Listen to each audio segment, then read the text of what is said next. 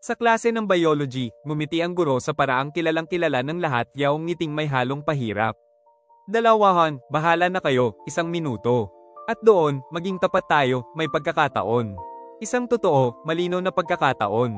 Mag-isa siya, mag-isa rin ito. Nagkatinginan sila, hindi matagal, ngunit sapat para maging posible ang lahat. Ngunit alam mo na siguro kung paano ito tatakbo, hindi ba? Bago pa man siya makapagsalita, isang kakaibang panginginig ang dumaan sa kanyang batok. Nawala ang sahig sa ilalim ng kanyang mga paa.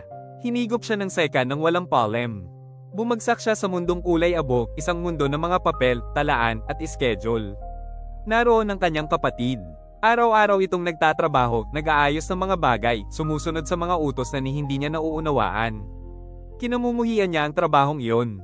Ngunit bumabalik pa rin siya araw-araw, parang bangungot na hindi niya matakasan. Dito, sagrado ang bakasyon. O mas tamang sabihin, dapat sana. Ngunit ang kanyang kapatid ay kasing tigas ng lubad na handang mapigtal. Matagal na niyang inas-ikaso ang kanyang mga araw ng pahinga sa Hulyo. Linggo na ang lumipas. Ngunit ayon, si Torbin, paborito ng Komandante Pavo, nag-file din ng parehong petsa.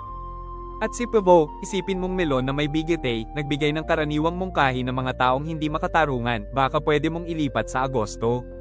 Oo, tama ang kapatid. May dokumento siya, may pirma, may digital na lagda sa 3 kopya. Ngunit gaya ng dati, kapag nakaharap mo ang isang taong makapangyarihan at mahirap pakisamahan, biglang nagiging komplikado ang mga bagay. Sabihin mo lang na hindi, wika ng ating bayani. Seryoso, hindi naman bawal tumanggi. Hindi mo naiintindihan, sagot ng kapatid. Si Pavo ang nasusunod dito. Siya ang nagtatakda ng schedule ng mga madaling gawain ng mga pagsasanay. Kung mainis siya, ipapadala ako sa paglilinis ng mga organikong kuhol hanggang katapusan ng taon.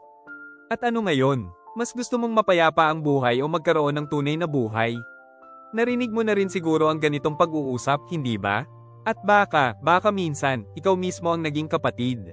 Dumating ang sandali. Si Pavo, may ngiting gawa sa curtain. Si Torbin, nakatayo ng may kumpiyansa. At ang kapatid, tuluyang sumuko. Isang mahinang tawa, isang malabong sagot, at ang pamilyar na linya, pwede naman akong mag-Agosto kung mas okay sa lahat.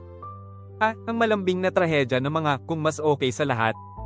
Naglaho ang second. Sa halip ay isang guro, isang pisara, at 27 estudyanteng kalahating gising.